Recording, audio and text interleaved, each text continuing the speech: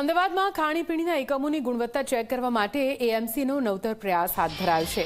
ગ્રાહકો ક્યુઆર કોડથી પોતાનો ફીડબેક પણ આપી શકશે।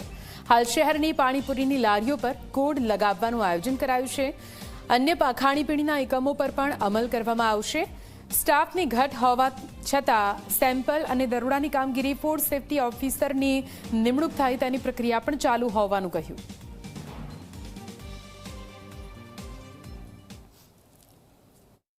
છેલ્લા 2-3 માસથી પાણીપુરીના સેમ્પલ્સ કલેક્શન કરવાના પણ ચાલુ કર્યા છે કોર્પોરેશન અને સતત લેવામાં આવી રહ્યા છે।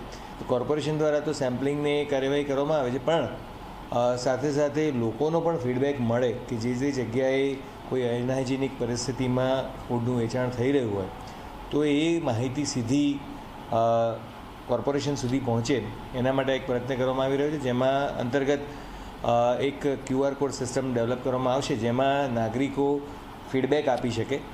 શરૂઆતના તબક્કે જે સિલેક્ટેડ પાણીપુરીના વેન્ડર્સ છે એમાં કરવામાં આવશે અને ત્યારબાદ એમાં જે પ્રકારનો પ્રતિસાદ લોકોનો મળે અને એના આધારે મલ્ટિપલ જગ્યાએ પણ અમલીકૃત કરવાની યોજના। જે ફૂડ સેફ્ટી ઓફિસર, દરેક વોર્ડમાં એક ફૂડ સેફ્ટી ઓફિસર હોય તે પ્રકારે કોર્પોરેશને આયોજન કરી લીધું છે।